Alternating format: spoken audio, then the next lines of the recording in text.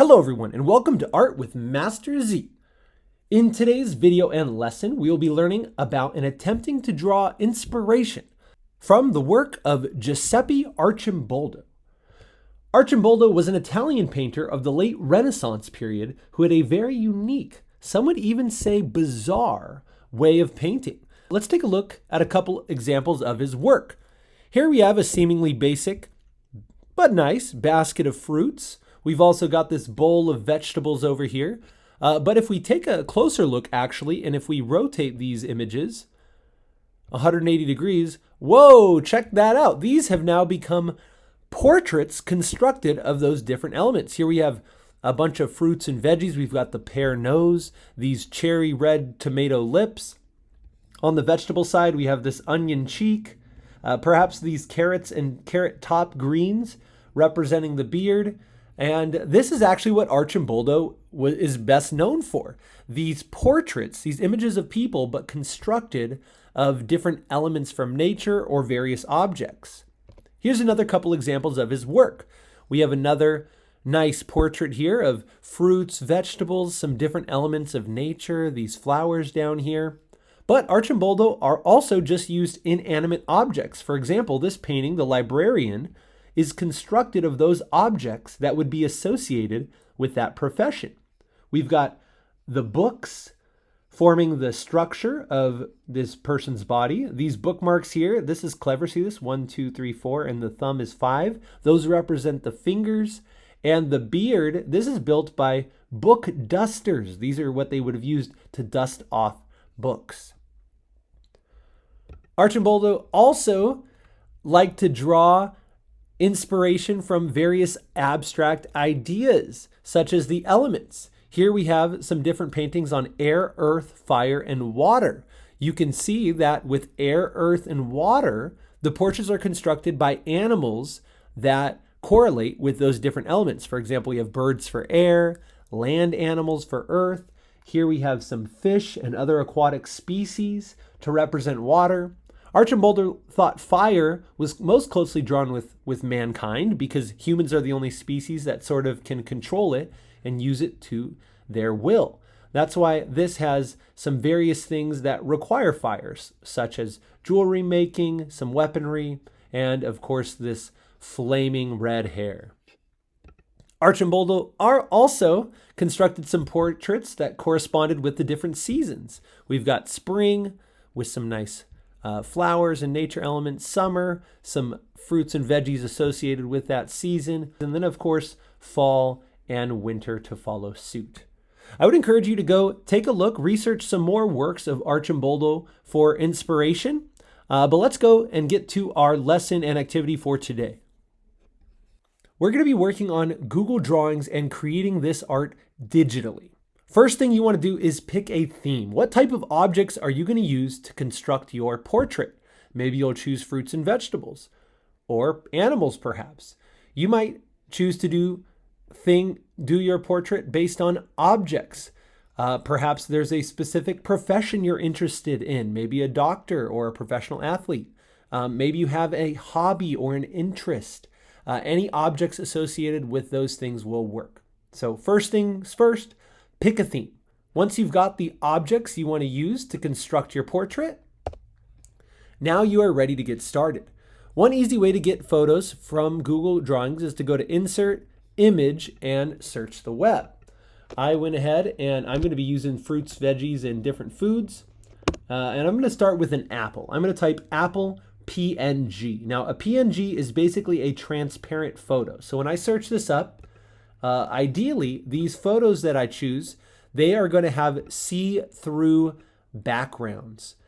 Now, if I don't search for a PNG per se, let's say I just search for an apple and I insert that, you can see that it's not see-through. See how that white box, that background, that's going to make it much more difficult to make your artwork actually resemble a portrait. So as you're selecting images, always look for transparent background images. An easy way to look for that is to just type in PNG. I'm going to use this apple as the head of sorts. That's what it's reminding me, a nice round shape. That's what I'll go for to start.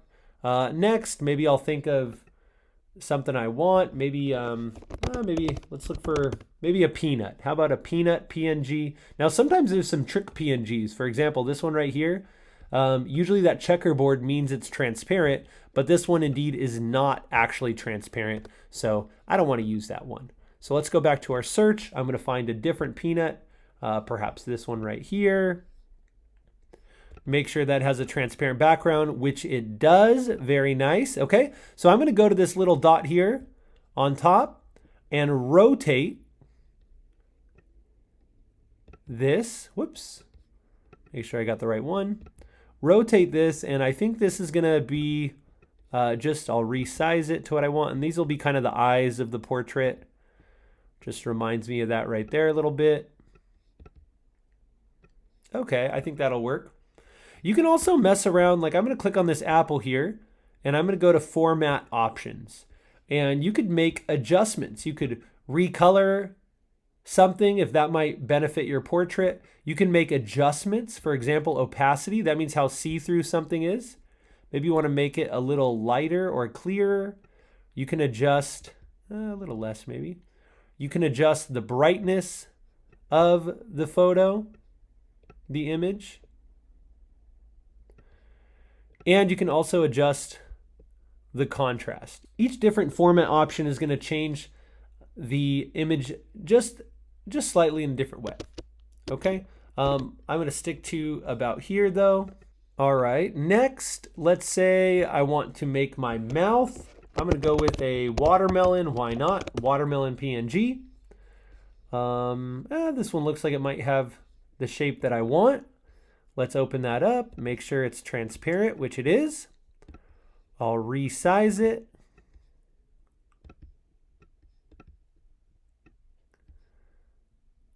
Have it rotated just maybe the way that I want. All right, we're coming on to something here. Okay, let's say I want to do an image search here, and let's say I wanted to find a pear, for example, pear PNG. And let's say I did not find any pears that I liked here, and I wanted to find more options for my pear. Well, you can also just go to Google Images. I typed in here pear PNG, and you'll find much more options available to you. And all you need to do is find the image that you want, click on it, copy it. So copy image. I'll go back to my Google Drawing, and I'll paste that right in. Right, so here we've got this pear. And in fact, I'm not making a full portrait. I'm just doing examples here. So I'm going to do, I don't know, this is just a little amusing to me. I'm going to use this pear for perhaps, I'll copy and paste that. Perhaps this guy's legs. Might even use this. Perhaps for arms as well. Now, this is the last thing I want to show you here with Google Drawings. It may be beneficial to arrange these in a different order. Like I want this apple to be in front of this pear. So I'm going to double click on that, go to Order, and I can choose Send Backwards or Send to the Back. I'm going to click Send to Back. And now you can see that the pear is behind that apple rather than in front. Okay. This is obviously not a fully complete portrait, though it is very amusing to myself, if I do say so. Once again, draw some inspiration from Arcimboldo's work and have fun creating your Arcimboldo style portraits. Good luck.